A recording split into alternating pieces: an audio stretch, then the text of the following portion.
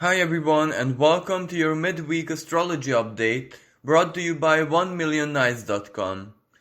I find it only natural to start with the most relevant celestial conversation which took place just on Monday. Yes, naturally we're talking about the great conjunction of Saturn and Jupiter at 0 degrees of Aquarius. And chances are that we can feel even in this present moment the impact, the subtle energetic changes which this really powerful and rare celestial dance basically conjured up in the world. And I must also say that me personally, I'm very surprised to actually perceive that something which I can't really name at this time, I can't really put my finger on it, but something did actually change.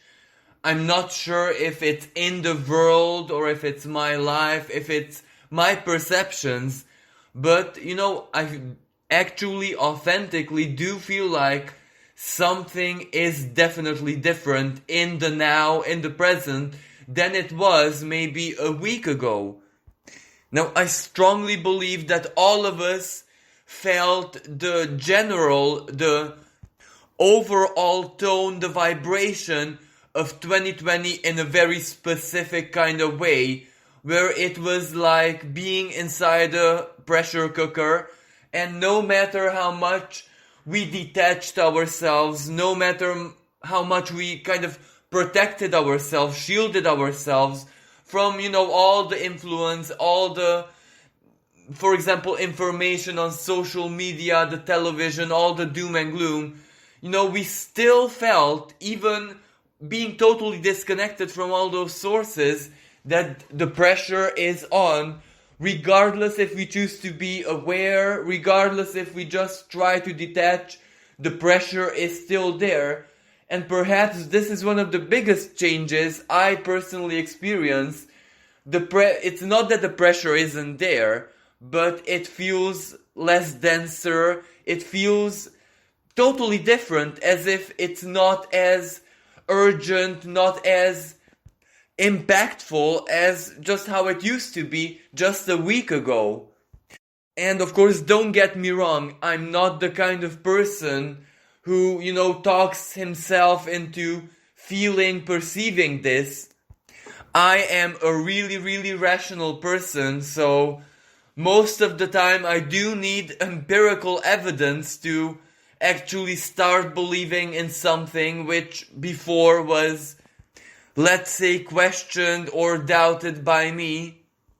So when I pick up subtle things and, I have to rely upon my senses, my extrasensory abilities, I don't claim to sense something unless I really feel it in a very intense way, where I just can't shift out of it no matter what I do. And that is how I know that, at least for me personally, it is happening, I'm in it. And that is exactly what I feel right now. I genuinely feel that something which I cannot name yet is definitely different. And another thing that I personally can perceive is that it's much easier, if that makes sense, to stay hopeful, to have hopeful thoughts, not to despair, not to be as frightened, as uncertain, as insecure about the future. Just as life felt just a couple of weeks ago. So that is also different. And I'm the kind of person who really struggles with that. Hope doesn't come that easily to me, exactly because of my empirical way of thinking. Now, if I find it that much easier to stay hopeful, well then, even though that is exactly my weakness, well then something did change somewhere. And why did I find this so very important to express?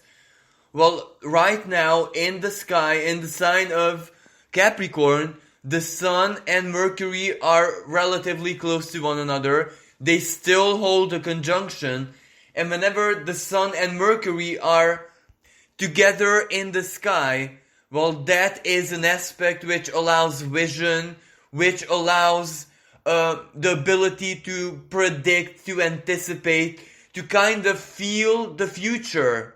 And of course, this is the kind of aspect which takes place a lot of times each and every year, because Mercury and the Sun always stay very close to each other. So Mercury usually follows the Sun and is never more than 1.5 sign away. So it is very natural for them to meet several times each year. But every time they do meet, well, it's an aspect which basically lights up the light of our rationality. It illuminates our consciousness, so it's much easier to anticipate the future, to have clarity, to have clear vision about very many things in life. And since they are in the sign of Capricorn, well, that means that our vision, that our ability to calculate, anticipate, foresee is that much sharper, because Capricorn is a very down-to-earth practical sign. So it's not really dreamy, visionary, emotional energy. Neither is it that very intuitive, but rather it's quite logical and rational. Whatever you see clearly, well, you do so because it makes a lot of sense to your mind. A mental sphere being empowered at this time. And to add to this, both Mercury and the Sun are already holding conversations of supreme harmony with Uranus. Uranus speaking from the fellow Earth sign of Taurus. So that means epiphanies, the best and brightest, the most ingenious and visionary ideas. And it actually represents the ability to foresee the future. Because on one hand, Uranus is all about the future and being able to step into the future.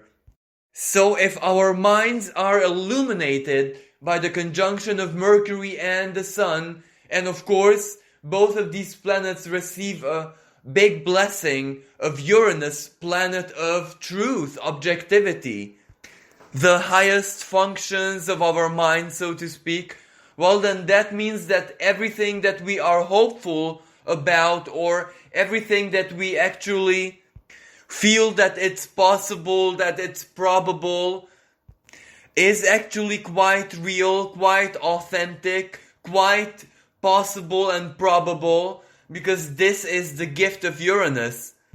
It basically helps us align ourselves to all those inner things, thoughts or desires or whatever we want to accomplish, which are quite true and authentic. And since both of these planets speak from Earth signs, well, chances are, because of that Mercury, we might get a lot of significant confirmation through synchronicities or messages, or, through the internet, through the communication words of other people, that we are actually on the right path, we are heading in the right direction, and we might receive significant help on our journeys to accomplish whatever we desire. Because let's not forget, Saturn and Jupiter in the sign of Aquarius together. Aquarius is the sign of the future. It is the sign of the long-term, long-distance future, whatever we are accomplishing for ourselves, our hopes, our dreams, our big life goals, our places in the world, our interhuman connections and friendships, and our position within society. And naturally, it is also the sign of equality, of freedom, of equity, humanitarianism. And all of these things are not just emotions, are not just morals, but they do make a lot of sense, because Aquarius is a very, very rational air sign. So it's not just the feeling of these, or not all of these seen as just a spiritual principle, but it is actually Aquarius which takes them literally. They have to exist in a very applicable way in each and every day of our lives. So again, this is a really, really good sign for our hopes, dreams, and goals, even if those goals are right now overcoming our limitations and obstacles. Everything that kept us in chains, kept us in one place all throughout 2020, well, that is a big theme in most of our lives, because, just a couple of days ago, Saturn was still in its home sign of Capricorn, where it has been for the past 3 years. So, that meant that most of us had very, very powerful obstacles in our lives, which basically prevented us from moving forward until we learned the lesson or sacrificed or worked our ways out of it. But since it shifted into its ancient ruling sign of Aquarius, where its symbolism is totally different, it is all about, equality and freedom, that there's enough for everyone. Everyone should be allowed the same chances. So this is where the celestial energies will try their very, very best to guide us towards finding solutions to our problems, overcoming those big obstacles, everything that caused us to stagnate, to not be able to move forward. So that is the first thing that changes for us personally. And since Jupiter is also there, it is the energy of expansion, so it can happen that much quicker. And the effects can be that much more significant, because whenever Jupiter is involved and there is a profound change, or even if that change is just regeneration, rebuilding, recovering what was once lost, it is still very, very significant, and it's going to impact our lives in a major way, as in a big blessing. Jupiter is the planet of blessings. And of course, at the same time, Venus, freshly entered into the sign of Sagittarius, holds a minor astrological conversation, a quincunx, with Uranus from her home sign of Taurus. So that means that there is a very strong synergy between these planets. And what this conversation means, well, surprises, delights, shocking moments, especially if those are offers or potential solutions or gestures of kindness, love, and generosity entering our lives in unexpectedly and in a very unusual way. Well, those can change our normality, our everyday routine very, very quickly. And if we embody that uranium quality of being ready to take a quantum leap whenever an opportunity arises, well, it can lead us to the most unusual, surprising, but also effective solutions. And not to mention Mercury's and the Sun's trine with Uranus, which will get much stronger in the coming days towards the weekend. Well, that can also bring very important communication into our lives. Legal documents, administrative issues, communication with institutions like banks and governments, or, an organization, can all go very, very quickly, or maybe even instantly. And usually it means good news. It means that options, solutions, which are actually very practical, very palpable, at this time they can enter our lives very, very quickly, giving us the opportunity to just find quick and really good solutions.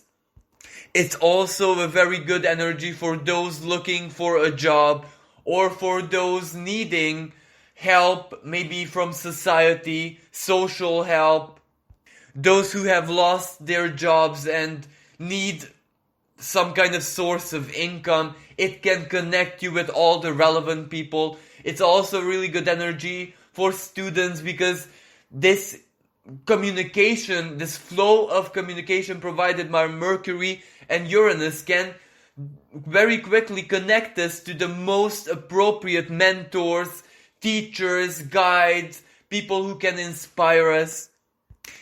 Now, of course, this energy won't last forever, because very soon Saturn, Jupiter, and Uranus will start holding conversations of tension. And these conversations, these squares, are going to be a major theme in our lives all throughout the first half of 2021, especially the spring. And the way I see these squares, which of course I'm going to be speaking much more about in much more detail as we step into 2021, but for now, what we have to know about this is that this is basically the main theme of 2021, where the new has to install itself and replace the old. The new is symbolized by Uranus in Taurus, a massive upgrade in our value systems, regardless if we look at it as sheer financial issues, sheer material things, or inner values, principles, spiritual values, so to speak. All of that is going through a profound and radical change. But this is where the change inside of us, well, that already exists. That was the big theme of 2019 and 2020, for us to find it and embody it, refine it, and all of that. And now in 2021, we have to basically work with it.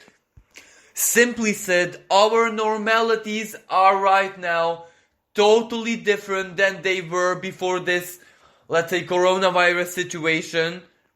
And there is no way of going back to how the world used to be. So we're already living the new, and this has to basically reflect and show in each and every areas of our lives, especially, the political systems, our rulers, our governors. That Saturn in Aquarius, basically what keeps our society whole, what keeps it intact, what makes it function. So all the rules, regulations, customs and traditions. So that is the symbol of Saturn. And these two planets, Saturn and Uranus, are going to be symbolically battling each other. So the old has to crumble, the old has to give way to the new, because out of these two planets, Uranus is the stronger influence. But of course, that doesn't mean anything negative for Saturn's side, because all those traditions and customs which do have a place in this new era, well, they have to be preserved or maybe refined a little bit. So that doesn't mean a radical change of everything. Everything which is good, which is valuable, or which maybe is a very important symbol, a memory, that will definitely find its place in the new era with its new way of doing things, new traditions, new rules, new customs, all of that. But that does mean that what is already old and outdated and it just doesn't function anymore, regardless of how good and effective it once used to be, it has to disappear. So that is basically the main theme of this Saturn-Uranus square. There is also a totally different kind of celestial conversation taking place in the sky right now, which is also very influential. We're talking about Mars still in shadow, squaring Pluto in Capricorn. Now this is the third and final time when these two planets speak in this manner to each other. And what is also very important is that the first two times when Mars spoke to Pluto this way, well, it was a different energy, because on one hand Saturn and Jupiter were very close to Pluto, so that added a great deal to the expression of that energy. But regardless, the main theme is still the same. Mars in Aries, especially that he is conjunct his sister in mythology, Eris, another very powerful and influential planetoid, just the same size as Pluto, so you can imagine the influence it has. Well, Eris is the female archetype of the awakener, of the rebel, of the revolutionary. It is basically like a portal of chaos. So Mars, together with his sister Eris, create a very powerful energy of rebellion and protest, and they battle Pluto in Capricorn, So basically the symbol of centralized power. So naturally this means that the big theme playing out all through 2020, the protests, the individual against the government, what people want, respecting their sovereign wills, respecting whatever they stand for, whatever they are fighting for, this is gonna continue. And individually, this is quite an influential energy as well, because it can represent frustrations, us not getting our will, not getting our way, and that leaves us feeling rather angry. It can leave us feeling very powerless in certain kind of situations when basically there are no visible options in our lives and we feel very, very stuck, and no matter what we do, we just can't progress. But even though this energy will amplify the frustration, a square is still an aspect of motivation, where more frustrated we feel, the more inner strength we gather up inside of us, and there will be one point when that inner strength will just, symbolically speaking, explode, and that has to trigger even karmic and fated events to enter our lives and help us or give us options one way or another. And fortunately, since Saturn and Jupiter are no longer part of this conversation, it means that this is the moment, the third and final time, when these two big and influential power players, Mars and Pluto, the symbols of change and profound transformation and certain kind of endings, meet in the sky in this manner. Well, this is where we actually explode and draw solutions into our lives, even if it feels like a crisis, or even if it feels having to accomplish or do the impossible to overcome our biggest limit. And also, that Saturn and Jupiter still conjunct in Aquarius basically are the energy of hope, especially Jupiter. What you strongly believe is basically what you know. Anything we believe in very, very strongly, well, that is no longer just a matter of faith, but it is also a kind of non-rational, non-linear knowledge, because we don't just believe it, we also, one way or another, know it. So that means that for us personally, it is extremely real, and when it is real to our perceptions, believing many times is seeing. So it is the energy of manifestation.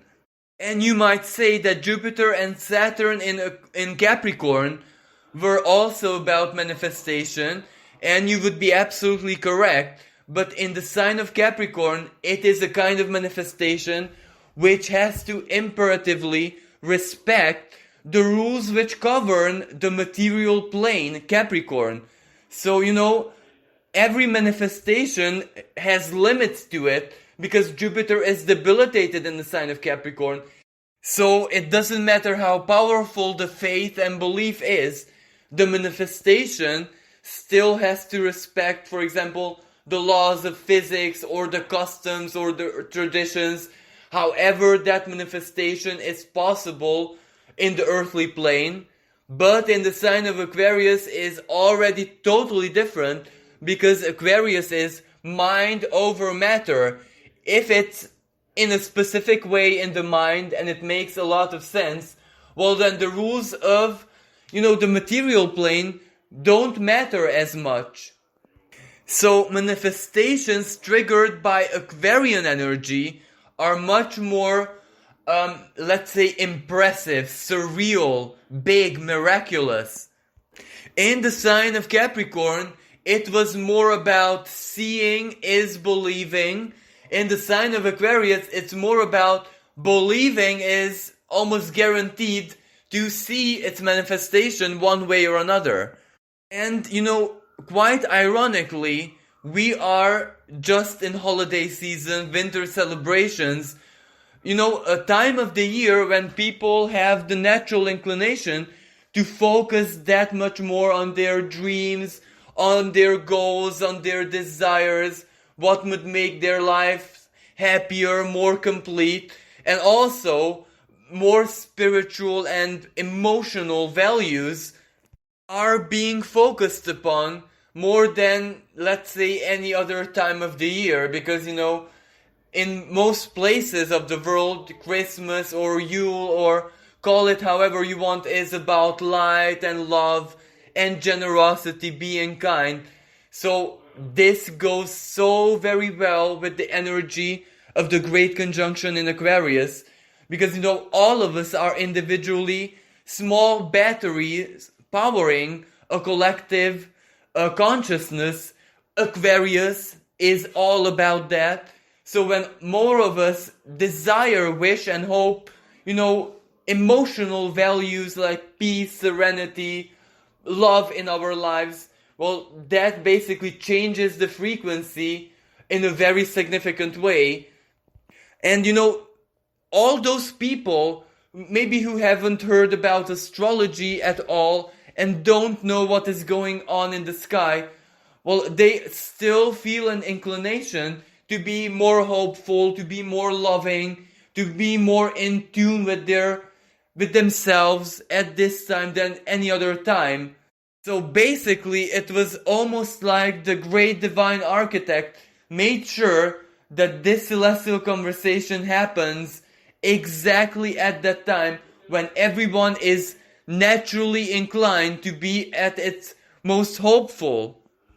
And even if it doesn't happen right now, immediately, in an instant, be sure that all that hope energy, all those wishes and desires of well-being, of peace, of love, of solidarity, empathy, compassion, in other words, the future that most of us desire to experience, will manifest over the course of time.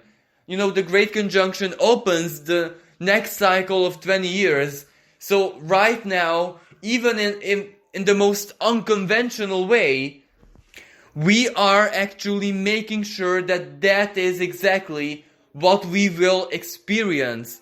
So spiritually speaking, even metaphysically speaking, we are truly putting in place the foundations, the building blocks of our future. So this concludes our horoscope. I do hope that you enjoyed it and that you found it useful. Here at 1 Million Nights, we wish everyone blessed winter celebrations. May your lives be flooded with light, hope, and prosperity. And we would also like to thank each and every one of you who followed us, who stayed loyal, who shared our posts. We thank you for your kindness and for your support. So this concludes today's recording. Until next time, bye for now.